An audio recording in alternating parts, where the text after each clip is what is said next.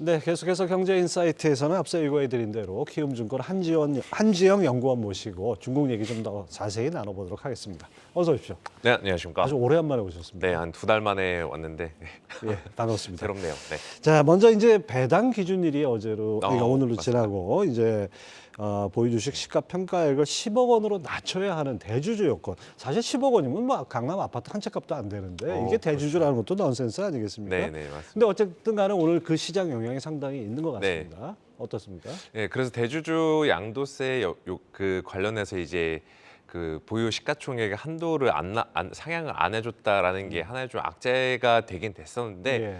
그래도 좀 불행 중 다행이었던 거는 가족 합산에 대해서는 이제 좀 폐지 쪽으로 가다가 잡았다라는 게 그 최근 2거래일 동안에 이제 개인들의 매도 물량을 좀 제한하고 전반적인 증시의 하방 압력을 좀 낮춰주는, 그 완화시켜주는 역할을 했던 것 같습니다. 작년 연말에 비해서는 조금 이렇게 이 변동폭이 좀 적었다 이런 예, 말씀이죠? 맞습니다. 원래 같은 경우라 만약에 가족 합산 폐지가 안 됐었으면은 더 충격은 심했을 것 같아요. 그렇죠. 왜냐하면은 금융투자소득세 유예와 관련해서 계속 질질 끌다 보니까 원래 통상적으로라면 개인들이 이제 전략적인 양도세 회피 그 매도 작업을 11월 달부터 시작했었는데 그렇죠. 예. 그거를 뭐 계속 못 하다가 한 번에 하게 됐었잖아요.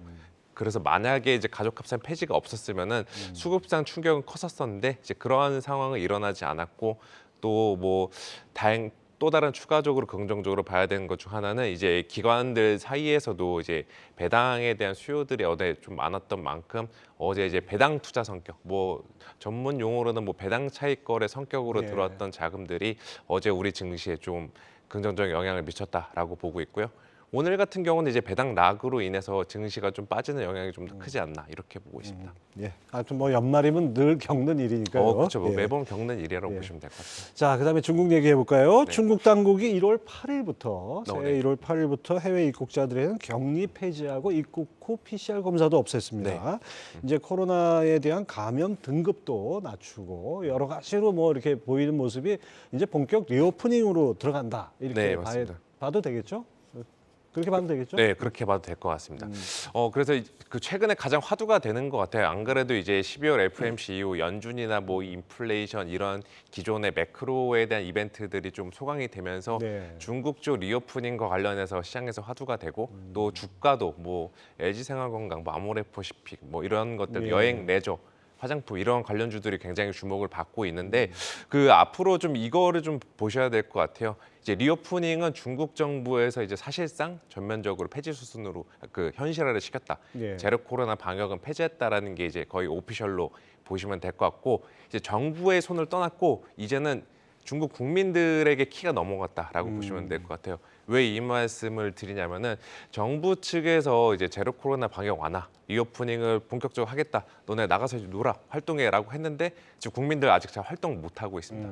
이게 왜 그러냐면은 치사율이 좀 높고 확진자도 그렇죠. 폭증하고 네. 이건 좀 더 쉽게 말해서 그 죽음에 대한 공포, 전염병으로 인한 죽음에 대한 공포가 아직 만연해 있는 상태 같아요. 이거를 극복해내면은 이제 리오프닝에 따른 리오프닝 기대감이 데이터로 기업들 실적으로 현실화로 될 수 있다라고 보고 있거든요. 지금은 그 중간 단계에 있는 상황이다. 이렇게 보시면 될 것 같아요. 따라서 아까 방송 그 앞서 코너에서도 말씀을 주셨는데 이제는 중국 쪽에서 치사율이나 이런 좀 방역 데이터를 다시 한번 저희가 체크를 해봐야 되는 시기다라고 말씀을 드리겠습니다. 예, 이게 올 초에 우리나라 이렇게 오픈했을 때와는 네. 조금 상황이 다른 게 우리나라는 걸려도 어떤 치료를 받을 수 있다는 약간의 그렇죠. 그 믿음이 네. 있었지 않습니까? 근데 반면에 중국은 아직은 뭐 그냥 뭐 네. 잔디밭에 누워 있고 막 이런 상황이니까 좀 네. 불안한 것 같아요. 네, 그래서 국민들한테 실제로 뭐 베이징이나 상해 쪽의 교통량들이 생각보다 회복이 안 되고 있더라고요. 그리고 저희가 이제 어제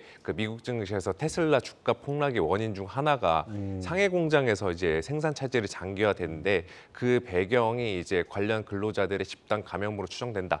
이쪽이 유력해졌다라고 알려져 있거든요. 이것도 역시 마찬가지로 리오프닝 했음에도 불구하고 이제 국민들 스스로가 아직은 돌아다니는 거에 대해서 좀 두려움을 느끼고 있다. 이렇게 보시면 될 것 같습니다. 네, 우리나라 같은 경우는 이제 이렇게 본격적으로 그 방역 완화하고 나서 네. 뭐 금방 그렇게 오래 가지는 않았습니다. 그렇습니다. 한 달, 두 달도 채 안 된 상태에서 아주 보복 소비가 일어났는데 이게 사실 중국에 리오프닝 한 다음에 중국인들의 실제 소비로 이어지는 그 기간은 조금 우리보다 길 것 같아요. 네네. 그 주식시장 영향은 어떻게 보십니까? 예, 그래서 저 같은 경우도 일단 결론부터 먼저 말씀을 드리면은 중국 리오프닝 관련주들, 그러니까 우리나라 소비 관련주들이죠. 그 중장기적으로 좋게 보고 있습니다. 그런데 지금 현 시점부터 한 1월 달까지는 이제 좀 주가 변동성은 대비를 해야 된다라고 말씀을 드릴게요. 왜 그러냐면은 기대감이 현실로 일어나는 그 과정의 중간 단계에 있기 때문에 그 과정에서 뭐 시행착오, 일상적인 표현으로 드리자면 시행착오가 일어날 수 있는 만큼 그게 이제 주가에 반영이 되면서 주가 변동성 조금 있을 것으로 보고 있고요. 그 단계적으로는 따라 사고 싶은 따라붙 모멘텀 플레이를 하고 싶은 경향이 있을 법한데 지금은 모멘텀 플레이를 하기보다는 밀렸을 때 사는 전략이 좀 더 좋지 않을까 이렇게 말씀을 드릴게요. 일단 뭐 시차는 좀 있지만 리오프닝은 기정사실이 됐고 맞습니다. 그다음에 소비 활성화도 어느 정도 가능하다고 본다면은 네. 뭐 관련주들이 지금 움직이고 있는데 네. 이 중에도 옥석을 좀 가려야 될 것 같은데 예, 맞습니다. 어떻게 보십니까? 옥석 가리기가 필요하다. 실적 중심으로 옥석 가리기가 필요하다라고 보고 있고요. 저는 그 만약에 그 굳이 한 추천 업종을 드리자면은 차라리 이제 여행 관련주들이 좋을 것으로 보고 있고 또 소비랑은 살짝 거리가 있겠지만 저는 철강 업종도 한번 지켜보실 필요가 있다. 철강이요? 네, 철강 쪽 같은 경우는 뭐 리오프닝의 테마로 잘 엮이지는 않는데 사실상 그 안에 들어간다라고 보고 있거든요. 왜냐 중국이 리오프닝 하면은 중국 경기가 돌아서고 중국 경기가 돌아서면은 위안화가 강세가 되고 위안화 강세에 가장 많이 영향을 받는 게 중국 철강 가격인데 철강 가격에 가장 많이 영향을 받는 우리나라 업종은 철강주입니다. 이런 플로우로 가서 보시면은 지금 철강주들이 저는 더 매력적이지 않을까. 또 경기 민감의 성격도 있는 만큼 중국 리오프닝 주뿐만 아니라 지금 말씀드린 철강주에도 한번 주가를 주목해 보시면 좋지 않을까 이 말씀을 드릴게요. 우리가 흔히 리오프닝 한다 그러면 이제 중국 네. 소비재, 뭐 그렇죠. 화장품, 네. 뭐 레저, 여행 이런 관련주만 생각을 했는데 네. 또 철강주는 또 약간의 발상의 전환이네요. 네네 맞습니다. 자, 이제 내년 전망 또 한번 얘기 나눠보죠. 뭐 거의 대동소이하게 전문가들이 좀 약간 우울하고 부정적으로 좀 보는 네. 것 같아요. 근데 그럼에도 불구하고 과거 사례를 보면 불황에도 꿋꿋하게 버티는 기업들이 있습니다. 예 맞습니다. 이런 네. 것들 과거 사례에 좀 복기를 좀 해볼 수 있을까요? 네, 일단 불황에도 꿋꿋하게 버티는 거는 그냥 성장이 그래도 계속 나오는 종목들, 기업들인 것 같아요. 뭐 2020년 코로나 팬데믹 기간에는 이제 구조적인 성장주로 부상됐던 게 언택트 주들이었고 예. 그들 안에서도 지금 옥석 가리기가 시작이 돼서 이제 그나마 좀 살아남은 업종이 2차 전지였는데 예. 2차 전지도 지금 또 다시 한번 예. 시험대에 올라와 있잖아요. 그래서 이제 또 다음에 이제 시험대를 통과할 수 있을지 그게 2차 전지 업종의 관건인 것 같고요. 제가 2차 전지를 말씀을 드리는 거는 2차 전지 같은 경우도 내년도의 전반적인 경제 상황, 글로벌 탑다운 상으로도 안 좋은 상황임에도 불구하고 일단은 실적 자체로는 의심의 여지가 없다 이렇게 말씀을 드리겠습니다.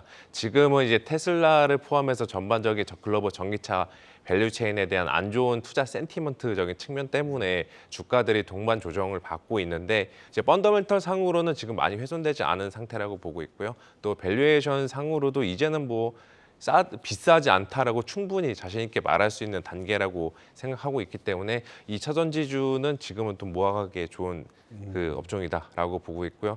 또 과거에 이제 불황 때 좋은 거는 아무래도 이제 전통적인 경기 방어주 성격들이겠죠. 그래서 저는 개인적으로 중국 소비 테마주 말고도 내년도 뭐 한 달이나 두 달 정도, 1월 달 정도 내에서만 시계열을 놓고 봤을 때는 음식료 업종들도 여전히 매력적이다라고 생각하고 있습니다. 여기 같은 경우는 경기 방어 성격 플러스 인플레이션으로 인한 가격 전가 이쪽 컨셉들이 다 합치하는 업종들인 만큼 음식료 업종 주목해 보실 필요가 있다 이렇게 말씀을 드리겠습니다. 음식료 대표주들 보니까 실적들이 상당히 4분기에 좋아진다는 네, 얘기들이 맞습니다.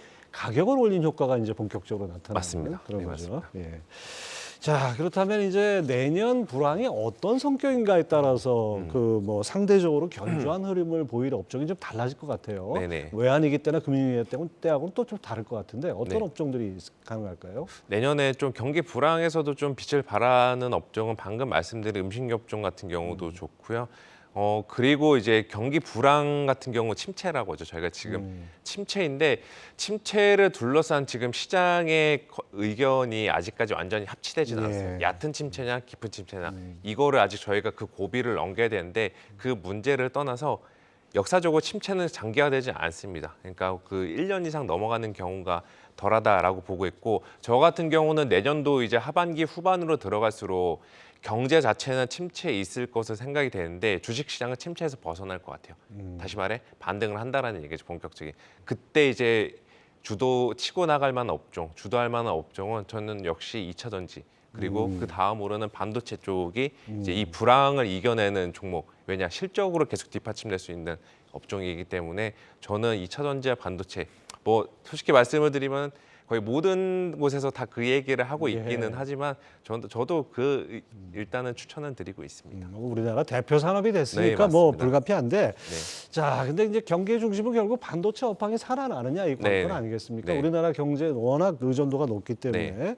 근데 이제 내년 상반기 반도체 업황이 바닥을 찍을 거다 이런 전망이 네. 우세한데 네. 또 한편으로는 삼성전자가 반도체 부분에서 영업 적자를 낼 수도 있다 이런 예상도 나옵니다. 예, 맞습니다. 이게 금융위기 이후에 이렇게 삼성전자가 반도체 부분에서 적자를 낸 적은 없지 않습니까? 없어 처음이라고 보시면 될 것 같죠. 그래서 그 반도체 바닥론은 저희가 1년만 시계를 뒤로 돌려봐도 몇 번 당했었어요.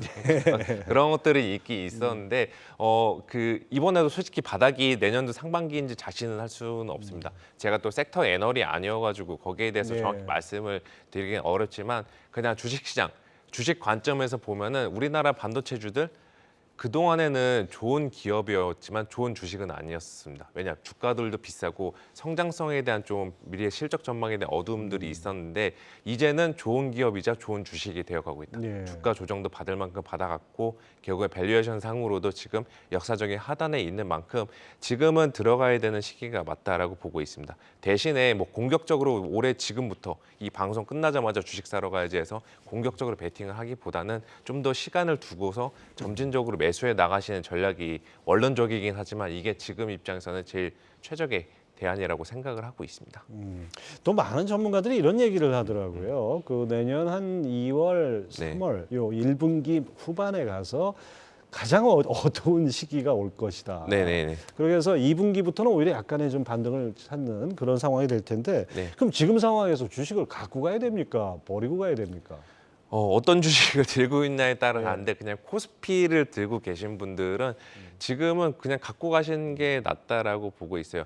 그리고 저 같은 경우도 1월 달이 조금 힘든 시기가 될 것으로 네. 생각을 하고 있는데 그렇게 힘든 시기를 맞는다고 하더라도 저희가 올해 9월 말에 겪었던 연저점 2100, 200 그 내외 이 정도까지는 안 내려갈 거 그 정도에서 하단은 지켜줄 것으로 생각하고 있기 때문에 지금 레벨에서 2200을 계산해 보면은 하방 압력 그렇게 크지는 않죠. 오히려 이제 위로 열어놓고 대응을 해야 되는 구간에서는 굳이 정리할 필요 없이 들고 가시는 전략이 적절하지 않나 이렇게 말씀을 드릴게요. 그러면 뭐 덧붙여서 네. 내년 1분기가 네. 어떻게 보면 반도체주 저가 매수 타이밍이다. 네, 이렇게 맞습니다. 봐도 될까요?